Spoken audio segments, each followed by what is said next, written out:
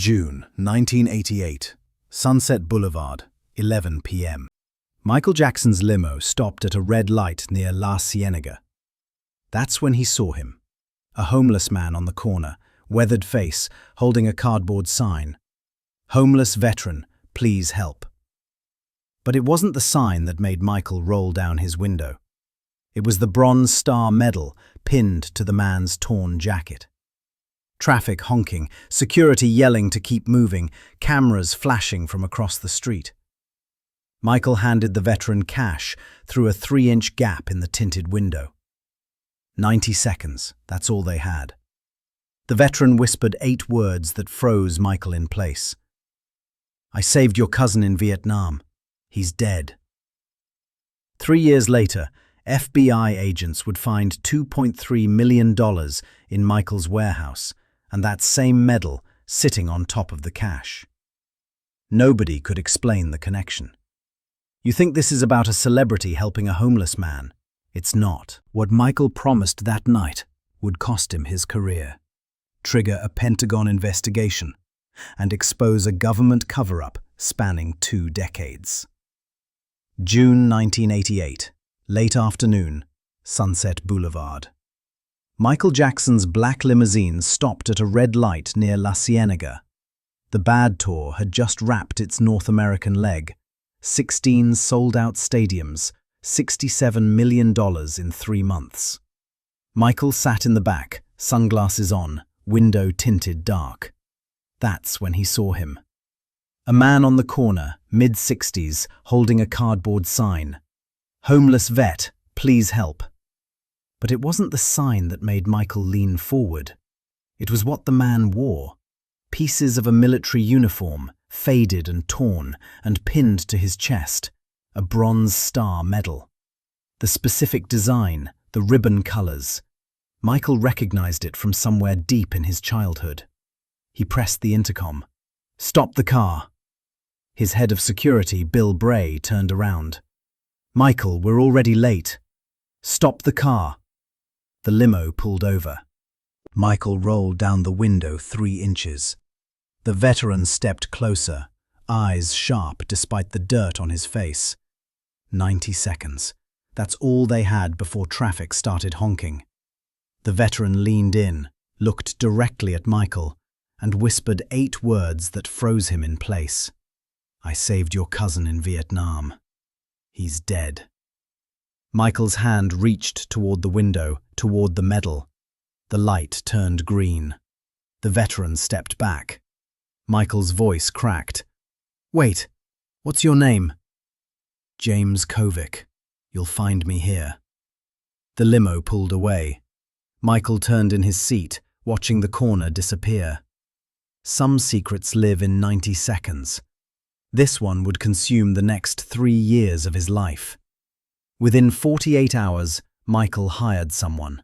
Not a publicist, not a lawyer, a private investigator named Frank Dillio, no relation to his manager, who specialized in military records and missing persons. The task was specific. Verify the veteran's identity without alerting the media. Michael met him in a parking garage in Burbank at 2 a.m., handed him a manila envelope with $25,000 cash and one instruction: find out if James Kovic is real. Dillio started with the basics: military databases, VA records, MIA lists from Vietnam. What he found made the case stranger. James Kovic, Sergeant, U.S. Marines, listed MIA in 1970 during operations near the Cambodian border, presumed dead, no records after 1970. 3 people had served in his unit and were still alive. Dillio contacted all 3. 2 refused to talk. 1 hung up immediately when Kovic's name was mentioned. The 3rd had died in 1985, car accident, single vehicle, no witnesses.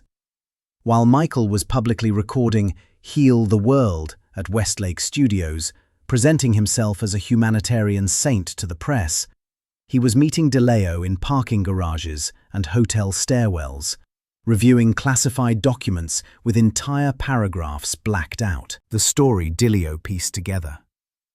Kovic had led a rescue mission that saved 6 soldiers during a firefight. Then he vanished. Not captured, not killed, vanished. The government had disavowed him, erased him, left him behind to protect a covert Cambodia operation the US wasn't supposed to be running.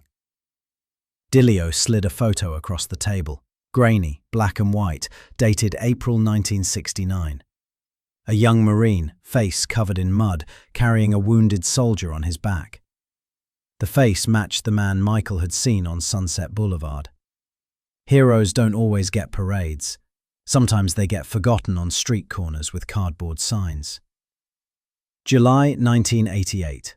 Michael met James Kovic a second time, this time on purpose. Pershing Square, downtown Los Angeles, 6 p.m. Michael wore a baseball cap, sunglasses, ordinary clothes. Kovic sat on a bench near the fountain, the bronze star still pinned to his jacket. Michael sat down beside him. No security, no cameras. Just 2 men and a secret. Kovic didn't waste time. He told Michael about the mission. April 12, 1970. 3 clicks from the Cambodian border. Ambush at dawn. 6 men pinned down by enemy fire. Kovic went back for them. All 6. One of those men was Michael's distant cousin, Samuel Jackson, a 19-year-old rifleman from Gary, Indiana. Michael had heard stories about Samuel growing up. The cousin who died in the war, the family's only casualty. What the family never knew, Samuel had been saved first, carried 200 meters under fire, kept alive long enough to write 1 letter home. That letter never mentioned James Kovic. Samuel died 3 months later from infection in a field hospital. By then, Kovic had already vanished. Kovic's request was simple. Clear his name, restore his military benefits, get the recognition he'd earned, specifically the Medal of Honor recommendation that had been filed and then lost during the Cambodia cover-up. Michael understood immediately what this meant. Challenging Pentagon records, fighting the US government, risking his public image at the height of his fame. His handlers had already warned him against political involvement of any kind. Kovic pulled out a handwritten list, 6 names, witnesses who could verify his story if they were still alive and willing to talk. Michael took the list. He looked at the medal pinned to Kovic's chest, thought about Samuel, thought about how fame was only useful when you risked it. "I'll make this right," Michael said. "Whatever it takes." Kovic nodded. Within 48 hours, someone started following Michael's investigator. The hunt had officially begun. Michael's legal team hit a wall immediately. Pentagon records for James Kovic's unit destroyed in a fire at the National Personnel Records Center in 1973. Veterans Affairs had no record of anyone named James Kovic ever serving. The 3 witnesses on the list, 2 refused all contact. 1 had died mysteriously in 1985. Michael authorized another $200,000 for deeper investigation. This was September 1988. Publicly, Michael announced the Heal the World Foundation, a global children's charity. The irony wasn't lost on him, playing humanitarian for cameras while privately funding a shadow war against the US military establishment. Dileo's investigation went deeper. He found a retired CIA analyst willing to talk off-record. Kovic's mission had been part of a classified Cambodia incursion, operations the Nixon administration publicly denied. When the story threatened to leak in 1970, everyone involved was either reassigned, silenced, or erased. Kovic fell into the third category. He'd been left behind deliberately, declared MIA to avoid questions. The only physical evidence that survived, the Bronze Star Medal itself, serial number still visible, registered to Kovic in 1969. Everything else, mission logs, after-action reports, personnel files, gone. The government didn't want this story surfacing. Not in 1988. Not ever. Truth costs more than lies. Someone understood that better than Michael did. 3 days after Dilio interviewed the CIA analyst, his office was broken into. Nothing stolen, just files moved, reshuffled. A clear message. We're watching. Then the break came. One of the surviving witnesses, Robert Chen, former Army Ranger, agreed to meet. Price: immunity from any legal consequences and $500,000. Michael said yes immediately. August 1988. Michael flew Robert Chen to Neverland Ranch on a private jet, paid for with cash to avoid paper trails. Chen was 62, grey beard, sharp eyes, hands that still shook when he talked about Vietnam. They met in Michael's private study. No recording devices, no witnesses.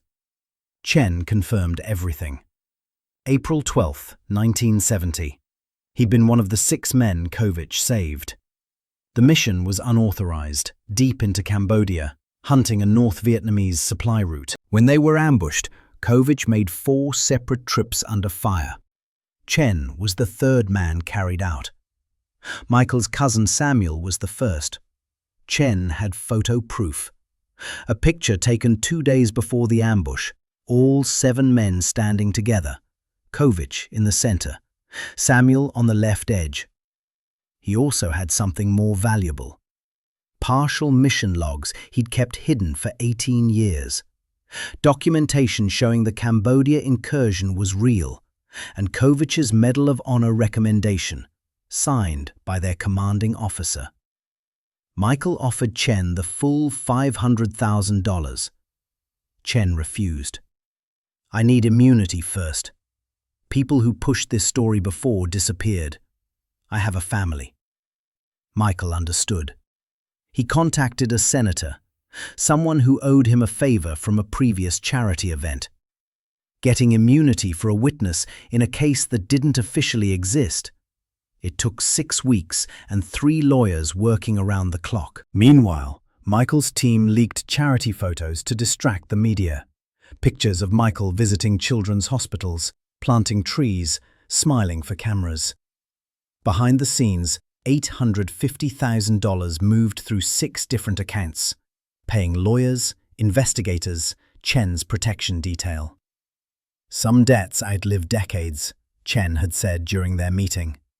Michael was learning that truth carried interest, and someone else was learning about Michael's investigation. Within days, the FBI opened a financial inquiry into unusual transactions connected to Michael Jackson's accounts. September 1988. Someone leaked the story to the tabloids. Not the full story, just enough to make Michael look insane. MJ's secret military obsession is the king of pop having a breakdown. The headlines wrote themselves. Sources close to the investigation, unnamed, unverified, claimed Michael was spending millions chasing conspiracy theories about Vietnam veterans. His management team called an emergency meeting. They begged him to stop. The bad tour was still running. Album sales were strong. His image as a gentle humanitarian was worth hundreds of millions in endorsements. This military crusade was threatening everything. Michael listened to their arguments, then called James Kovic for a 3rd meeting. They met in the parking lot of a closed grocery store in Inglewood, 11 p.m. Michael handed him a disposable phone. I'm not quitting, but it's going to get worse before it gets better. Kovic looked at him, this global superstar sitting in a Honda Civic nobody would recognize, risking his empire for a promise made to a stranger. Why are you doing this? Kovic asked. Michael thought about Samuel, about the letter that never mentioned Kovic's name, about the family stories of a cousin who died alone. Because someone has to. Meanwhile, Michael's financial team was creating something technically legal, but practically questionable. Foundation shell accounts designed to hide payments to witnesses and investigators. The money wasn't stolen, wasn't laundered, but it looked suspicious as hell to anyone watching from outside. $850,000 moved through 6 accounts in 3 weeks. Paying Chen's immunity lawyers, funding Dilio's investigation, protecting witnesses who were starting to come forward with fragments of the story. The bad tour continued. Michael performed in front of 70,000 people in London, while tabloid covers stacked up on his Neverland desk, each one calling him crazy, paranoid, delusional. He ignored them all. Loyalty is measured in what you're willing to lose. Michael was about to lose a lot more than tabloid respect. October 1988, Frank Dilio found the 7th witness, and this one changed everything. General Marcus Stone, retired, decorated Medal of Honor recipient himself, 74 years old, living in Alexandria, Virginia. Stone had been Kovich's commanding officer in 1969.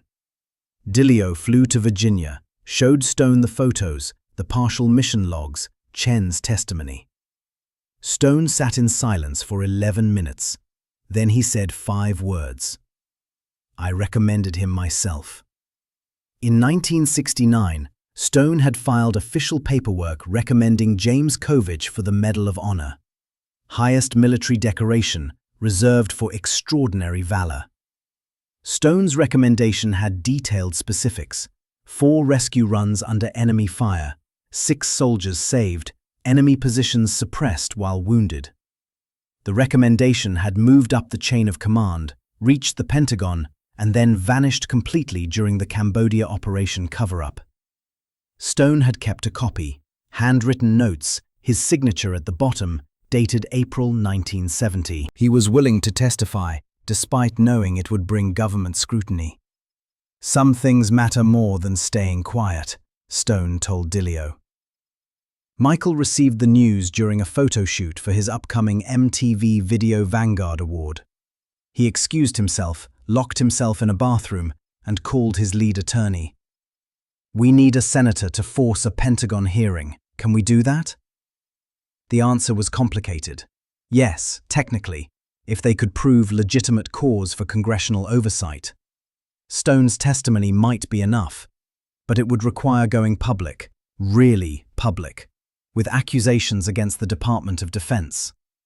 While Michael's team was strategizing, the FBI was moving. November 3, 1988, federal agents raided the East Los Angeles warehouse Michael's security team used for storage. The warrant claimed probable cause for money laundering investigation. What they found: $2.3 million in cash, stored in a reinforced safe, intended for witness payments and legal fees. And sitting on top of the money, placed there by Michael himself 3 days earlier, like a talisman: James Kovich's Bronze Star Medal. The agents photographed everything. Evidence photo 00847 would become iconic. Justice requires generals and pop stars alike. Michael was about to need both. November 1988. The raid made every front page. MJ's Mystery Millions, criminal investigation launched. FBI agents had found $2.3 million in unexplained cash, 47 deposit slips with different names, and a Vietnam War medal nobody could connect to Michael Jackson. His lawyers immediately invoked attorney-client privilege, sealed the evidence, blocked all questions. But the damage was done. Media went into feeding frenzy. Theories ranged from mob connections to secret gambling debts to complete mental breakdown. Nobody guessed the truth, that every dollar was documented, every payment legitimate, all funding a private crusade to restore one veteran's honor. Michael faced a choice. His legal team outlined it clearly. cooperate with the FBI investigation, explain the money trail, likely avoid prosecution, but expose the entire Kovich operation before it was ready. Or stay silent, risk criminal charges, protect the witnesses until they could secure congressional hearing. The decision wasn't hard. Michael cancelled 3 bad tour concerts, unprecedented in his career, cost him $4 million in revenue, and damaged his reputation for reliability. He needed time to coordinate with Stone and Chen, to get the senator on board, to build an airtight case before going public. The FBI applied pressure, leaked selective details to press, made it look like Michael was hiding something criminal.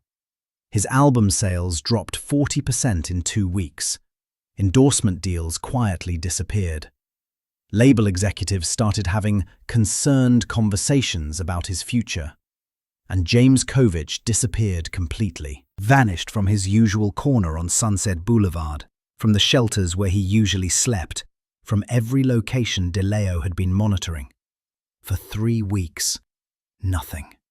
Michael spent those weeks in isolation at Neverland, watching his career crumble on television, wondering if Kovich was dead, if the whole thing had been for nothing. Then, on November 28th, Kovich reappeared. Walked into DeLeo's office with 3 more witnesses Michael didn't know existed. "I had to make sure we were ready," Kovich said. The price of truth includes reputation. Michael's was currently worth nothing, but the case was ready. December 12, 1988. Michael went public. Primetime network television, Barbara Walters interview, 67 million viewers. He brought everything: the documents, Stone's Medal of Honor recommendation, Chen's testimony, photos from Vietnam, Kovich's Bronze Star Medal. He told the story exactly as it happened. The meeting on Sunset Boulevard, the promise, the investigation, the Pentagon cover-up, the FBI raid. He explained every dollar, showed the receipts, named names. The public split immediately. Half saw a hero fighting institutional injustice. Half saw a celebrity having a public breakdown. Within 72 hours, under immense pressure from veterans groups and media scrutiny, the Pentagon announced a records review of James Kovich's service history. The FBI closed its investigation, citing insufficient evidence of criminal activity. Michael's gamble had worked, barely, but it cost him. Bad album sales stabilized but never recovered. His image shifted permanently. No longer just an entertainer, now a political activist, someone who challenged power. That made him dangerous to some, inspiring to others.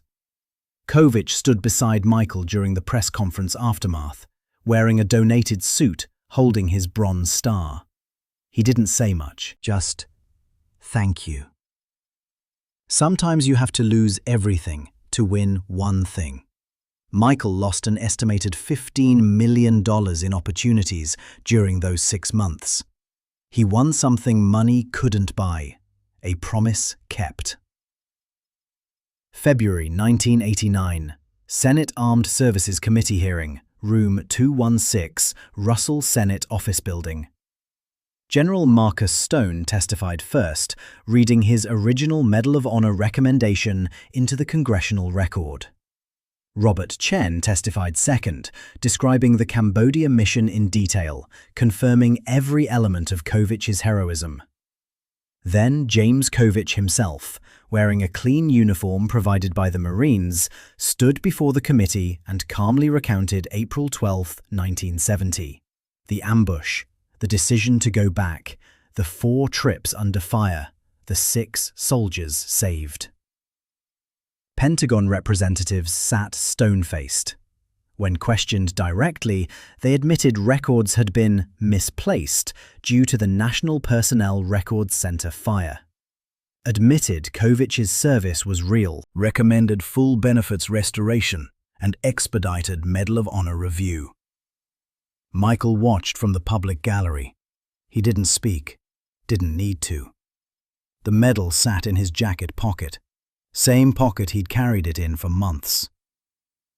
The hearing concluded with a formal apology from the Department of Defense representative. Regrettable administrative error. 2 weeks later, Medal of Honor approval process began. 18 months to complete. James Kovich died of heart failure 2 weeks before the ceremony. He was 67 years old. Died in a VA hospital bed, benefits restored, name cleared, surrounded by the 6 soldiers he'd saved, 5 still living, 1 represented by family. Bureaucracy fears witnesses more than weapons. Michael had learned that the hard way. The final accounting hurt. $3.2 million total spent. Investigators, lawyers, witness protection, legal fees, travel, security, career damage, 3 endorsement deals cancelled, tour revenue lost, album sales down 40% for 6 months, label pressure constant, personal cost impossible to calculate, exhaustion, paranoia about surveillance, permanent trust issues with his management team. The FBI file on Michael Jackson now permanently flagged him as a political activist, which meant enhanced scrutiny on all future activities. But James Kovich's name was cleared. His family received full military benefits retroactive to 1970. His story entered official military history. And Michael's public image transformed. No longer soft humanitarian, now someone who fought institutions and won. July 1990, White House, Medal of Honor ceremony. Michael accepted on behalf of the Kovich family. Didn't give a speech, just nodded when the president handed him both medals, the original Bronze Star and the new Medal of Honor. Media covered the ceremony extensively, but barely mentioned Michael's 2-year crusade. That was fine. He never wanted credit.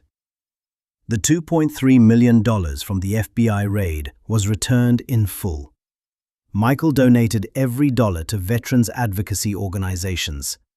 Some victories cost more than defeats. This one cost Michael millions and changed military oversight permanently. The ceremony ended quietly. Kovich's family accepted the Medal of Honor posthumously, tears everywhere, cameras flashing. Michael stood to the side, let the family have the moment. Afterward, he kept one photo from the ceremony, both medals side by side, Bronze Star and Medal of Honor, light reflecting off their surfaces. He never displayed it publicly, kept it in a private album at Neverland. Within months, Michael began working on the Dangerous album. He never mentioned James Kovich again in interviews, never used the story for publicity, never wrote a song about it. The Heal the World Foundation quietly established a division specifically for funding veteran investigations, cases like Kovich's, soldiers erased by bureaucracy, families searching for truth. 47 separate investigations funded over the next decade. Recognition doesn't require an audience. Michael understood that now better than ever. Years passed. 1991, the FBI warehouse raid became footnote in Michael's complicated history. 2009, FBI files declassified under Freedom of Information Act confirmed everything Michael had claimed, proved the Pentagon had known about Kovich all along.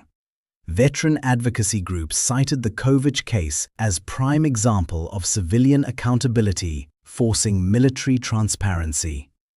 2015, the Smithsonian acquired the original Bronze Star Medal for its military history collection. Museum placard, donated by the estate of Michael Jackson, 2002. Under glass, the inscription still visible, Semper Fi, 1968. Tarnished metal, worn ribbon, real as anything. Most visitors walked past without knowing the full story. That same year, James Kovich's name was added to the Vietnam Veterans Memorial Wall. Panel 12W, line 84. Michael was already gone by then, died 2009. but the promise outlived both of them. Legacy is what you risked when nobody was watching. This legacy lives in metal and stone and official records nobody can erase now. The medal catches light in its museum case, still tarnished, still real. Some promises outlive fame. This one outlived them both.